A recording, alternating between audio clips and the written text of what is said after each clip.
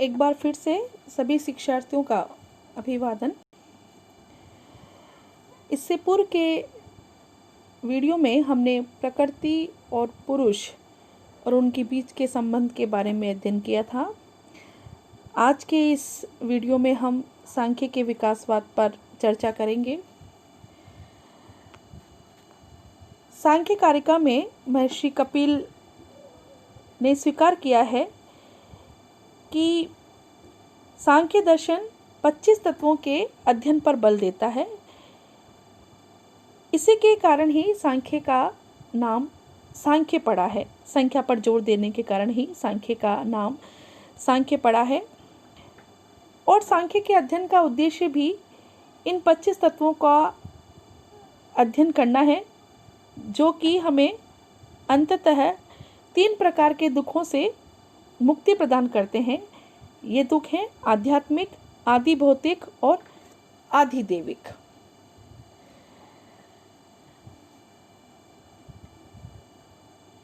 चूंकि सांख्य निरीश्वरवादी है, वो ईश्वर को नहीं मानता, इसलिए वह षष्ठीवाद को भी नहीं मानता।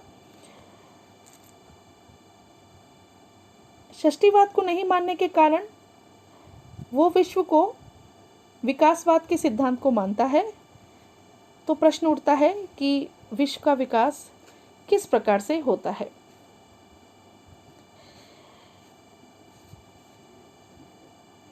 विश्व का विकास एक क्रमबद्ध विकास है, जिसमें सूक्ष्म से स्थूल की तरफ तत्वों का विकास होता है, जिसकी चर्चा हम आगे करेंगे।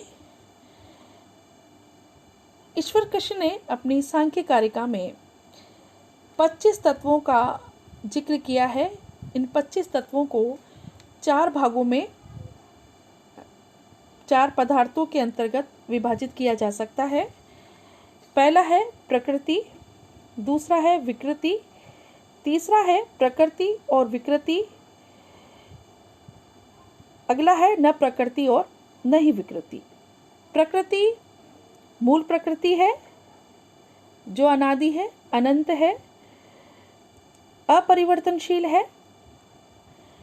विकृति में 16 तत्वों का समूह आता है, जिसमें पंच ज्ञानेंद्रियां, पंच कर्मेंद्रियां, मन और पंच महाभूत शामिल हैं।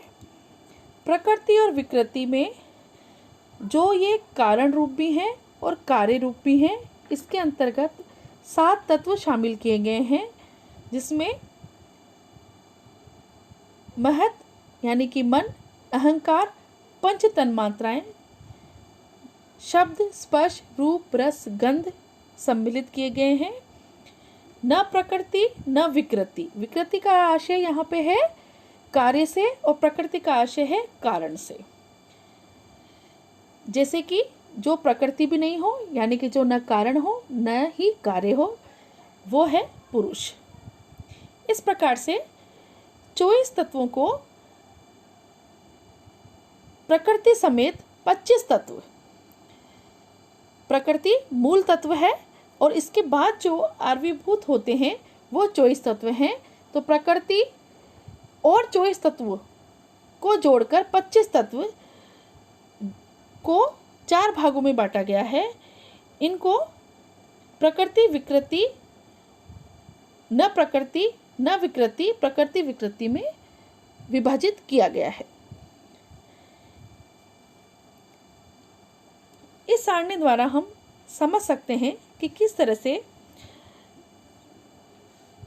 सांख्य के विकासवाद में इन सभी तत्वों का आविर्भाव हुआ है।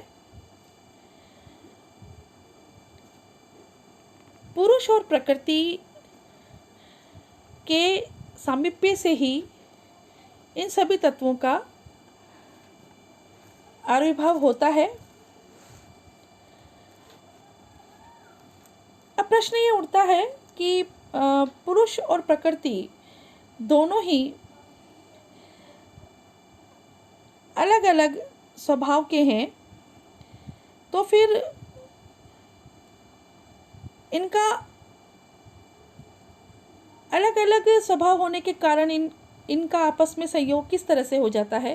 प्रकृति अचेतन होने के कारण सृष्टि का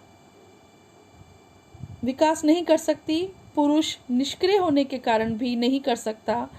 दोनों विपरीत विरोधी धर्म के हैं, फिर भी दोनों का संयोग किस तरह से होता है, इसका उत्तर सांख्य कारिका में दिया गया है।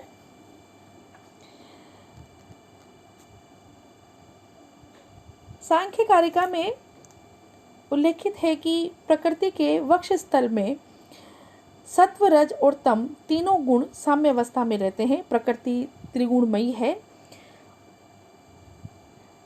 जब प्रकृति और पुरुष का संयोग होता है तो ये साम्यावस्था भंग होने लगती है। एक गुण दूसरे गुण पर आधिपत्य जमाने लगता है और विश्व प्रक्रिया आरंभ होने लगती है। तो सबसे पहले जो तत्व हमारे सामने इस प्रक्रिया में उभर कर आता है वो है महत, यानी कि बुद्धि। उसके बाद अहंकार,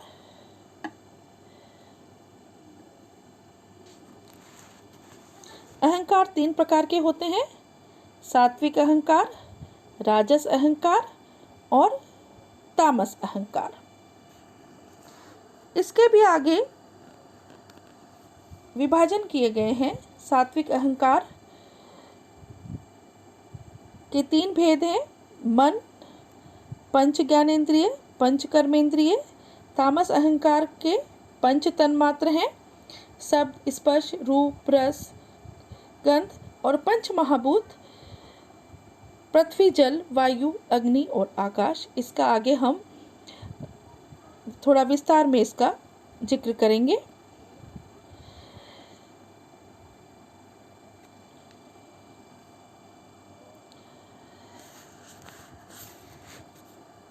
सबसे पहले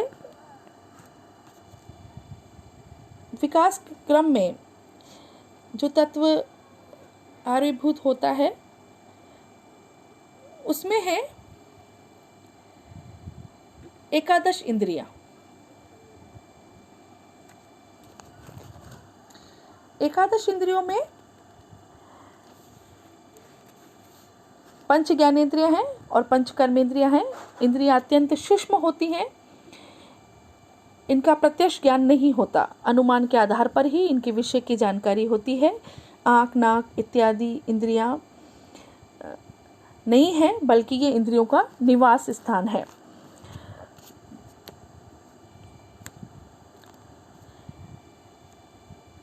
पंच ज्ञानेंद्रियां और पंच कर्मेंद्रियों के अतिरिक्त एक आंतरिक इंद्रिय भी होती है जिसे हम मन कहते हैं।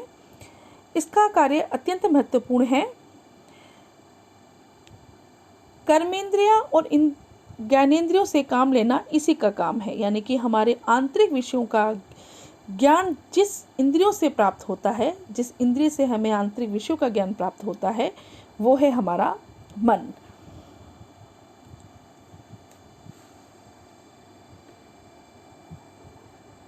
मन के बाद बुद्धि की अगर हम बात करते हैं तो बुद्धि विवेकशील है, तर्कशीला है।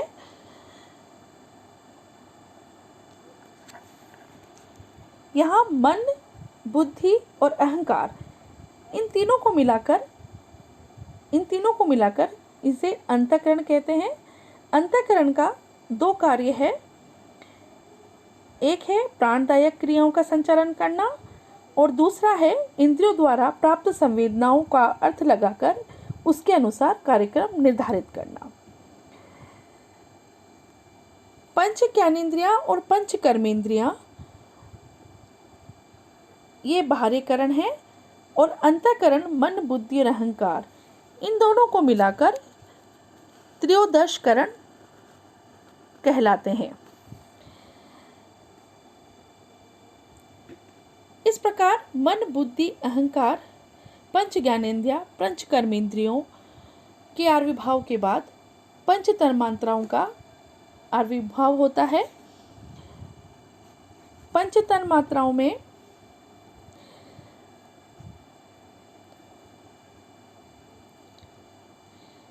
तामसिक अहंकार से पंच तन्मात्राएं उत्पन्न होते हैं। ये अत्यधिक सूक्ष्म होने के कारण केवल योगियों द्वारा ही प्रत्यक्ष रूप से जाने जाते हैं। साधारण व्यक्ति इन्हें अनुमान के आधार पर ही जान पाता है। पंच तन्मात्रा में रूप तन्मात्र है। रूप, ये जो रंग है, ये रूप का सार है, एसेंस है। दूसरा है गंध तन्मात्र, गंध इसका सूक्ष्म रूप है। तीसरा है स्पर्श तन्मात्र, स्पर्श इसका सार है, एसेंस है। फिर है शब्द, शब्द या आवाज इसका सूक्ष्म रूप है। फिर है रस, रस या स्वाद इसका सार रूप है। इसके बाद पंच महाभूतों का आविर्भाव होता है। पंच महाभूत पंच तन्मात्राओं से ही आविर्भाव होता है। तन्मात्र जो हैं वो अत्यंत सूक्ष्म हैं, लेकिन पंच महाभूत स्थूल होते हैं।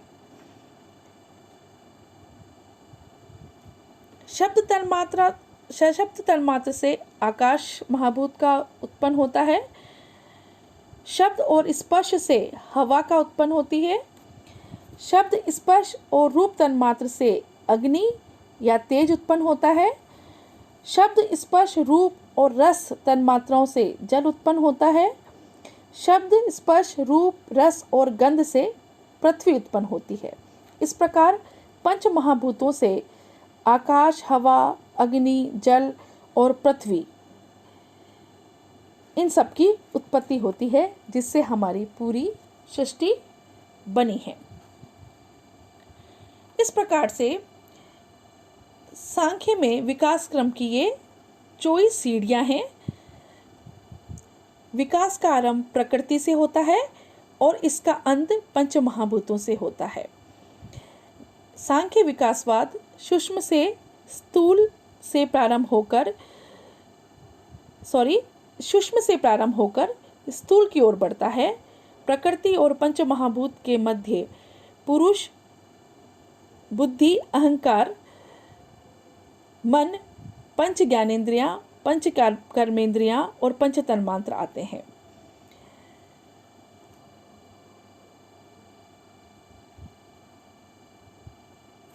सांख्य के विकासवाद और पाश्चात्य विकासवाद का एक मुख्य अंतर है। पाश्चात्य विकासवाद के अनुसार विकास क्रम स्थूल की ओर होता है, जबकि सांख्य का विकासवाद सूक्ष्म से स्थूल की ओर होता है। अब हम चर्चा करते हैं विकासवाद का प्रयोजन क्या है, कि किस पर्पस से ये विकासवाद हुआ है। इसके दो प्रयोजन हमारे सामने सांख्य कारिका में उल्लेखित नजर आते हैं। पहला है कि प्रकृति अपने आप को विकसित रूप में दर्शन कराना चाहती है। लिखा भी है प्रकृति विकास दर्शनाम। दूसरा है पुरुष विकास क्रम में मुक्ति पाना चाहता है।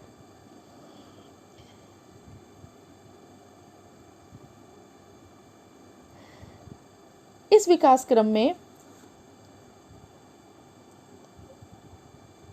पुरुष यानी आत्मा अपने आप को मुक्त करना चाहती है और प्रकृति अपने आप को प्रदर्शित करने की इच्छा रखती है। प्रकृति से निकले इस संसार में पुरुष महान नैतिक धार्मिक कृत्यों का संपादन करके मोक्ष प्राप्त पाता है, और मोक्ष पाने के लिए ये भी आवश्यक है कि पुरुष अपने को प्रकृति और उसके विकारों से भिन्न समझ ले। विकास प्रक्रिया उसे ये दिशा में मदद देती है। इस प्रकार विकासवाद का प्रयोजन पूर्ण माना जाता है। सांख्य का विकासवाद अचेतन प्रयोजनवाद का सुंदर उदाहरण है। प्रकृति का ही विकास होता है और चूंकि प्रकृति अचेतन है इसलिए इस विकास को अचेतन प्रयोजनवाद कहा जाता है।